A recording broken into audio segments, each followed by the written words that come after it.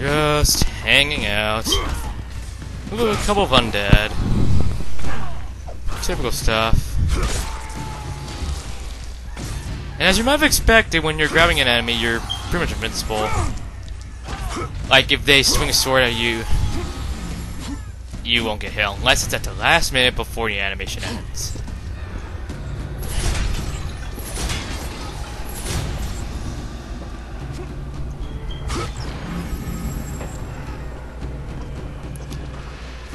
White chests.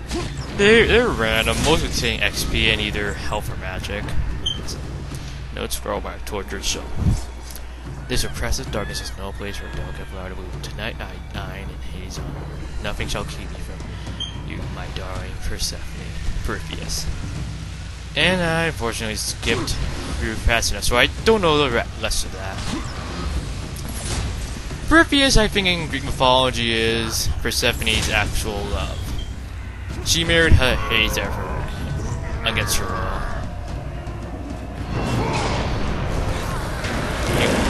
Oh my god, a Gorgon. Ah, get off me!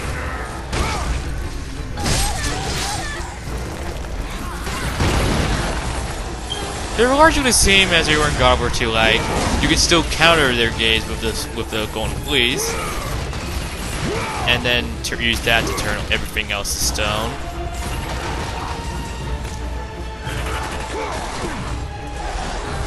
And when more enemies and other Gorgon appears, use them as a battering ram to hit and damage her.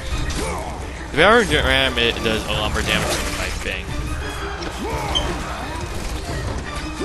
Or if you want, you can just try and use her stone gaze, like have her try and stone you, and then counter and get off me! And then turn everything else to stone.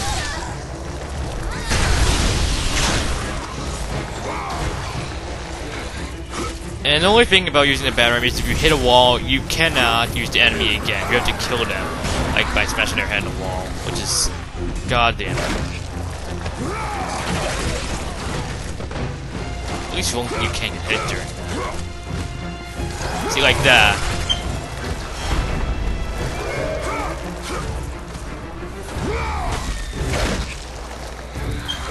You know what? Off of your head.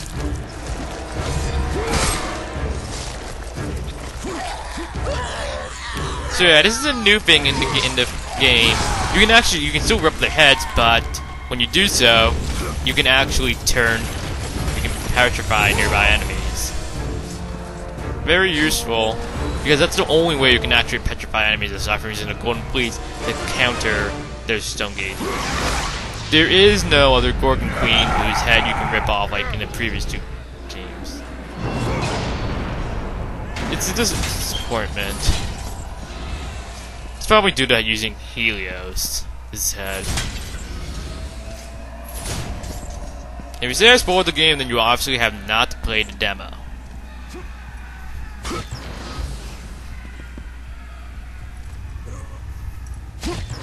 And Santa Monica always thinks they're clever when they hide the red orb chests. And I should have picked up that green orb chest. You. Me? I have suffered enough, Spartan. Hades, he sentenced me to this eternal torture. My prison of tinder. But now that you are here, you can free me. All I have left is my bow. Please, free me. And it is yours. Okay, but what the hell is Tinder? If you light me on fire, I cannot help you. Oh, you will be helping me whether you like it or not. So yeah, that's Persephone, likely Persephone's real love.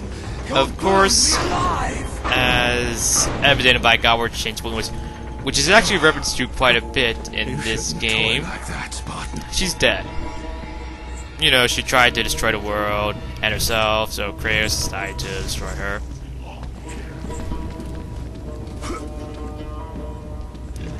Yeah, I'll get into a bit more detail there.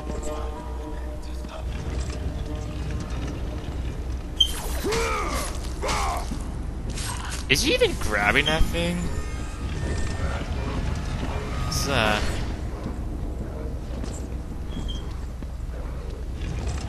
It's... Oh my god, the Cerberus. So yeah, you could say this is the game's first puzzle. But really, all the puzzles in this game are very easy, unlike in God of War 2. At least it actually has puzzles.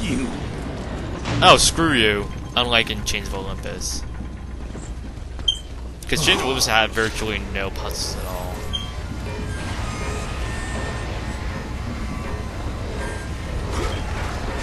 What'll this do? What are you doing? And I had to quit for a bit. So yeah, these are the Cerberus.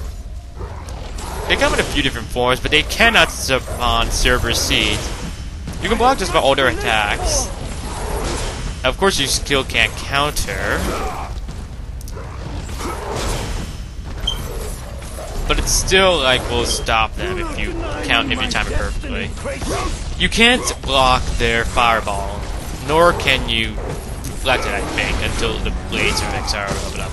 And when a circle appears over his head... What are you doing?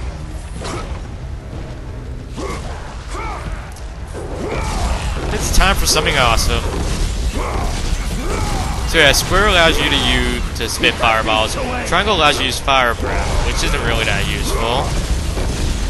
You're basically invincible here.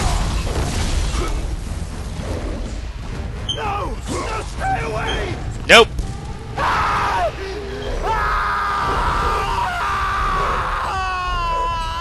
You're not going to be able to save your beloved Persephone, so we're doing you a favor.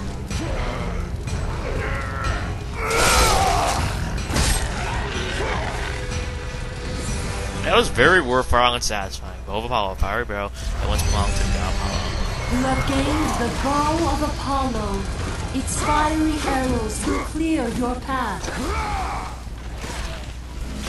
People say that Apollo actually is in this game, that he's technically Helios. Yeah.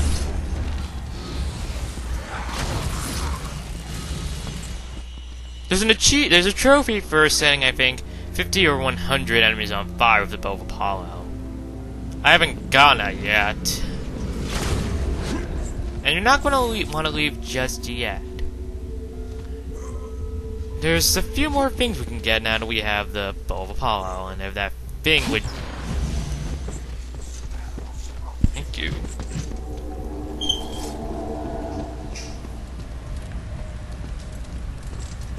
Move this over here, and when you get the right amount of height.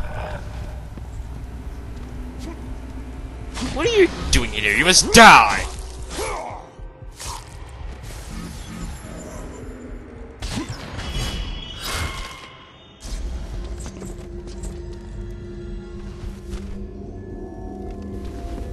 So just go back and... of course you don't want to fall into the river Styx, as I do now, because we don't want to die again. Or have our Blades of Exile ruined.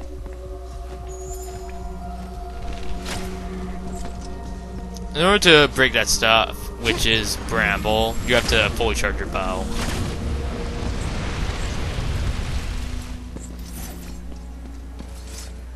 Oh my god, that melody again. Just so you know, I'm gonna pretty much do that to all enemies, all of the Wandering Souls, so I can get experience and some health. That's very satisfying to see that.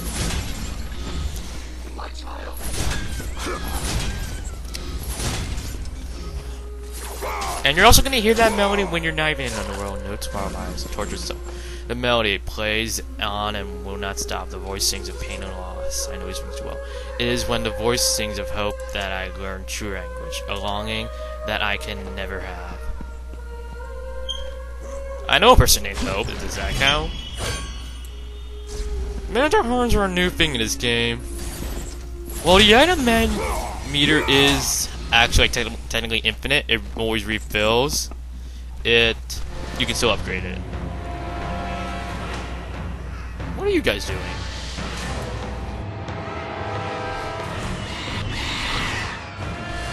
Oh my god, harpies. They fight actually the exact same as they did in the original games. You can basically chuck them into enemies. Although technically it's retaliation, and you can also do that. You can just like toss them at other stuff with your Blades of Exile. You can also do that in God of War 2. I'm pretty sure the way to get the most XP out of them is to grab them normally, the retaliation kill.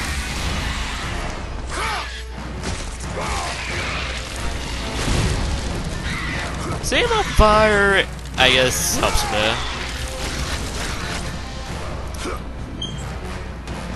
Die, damn it!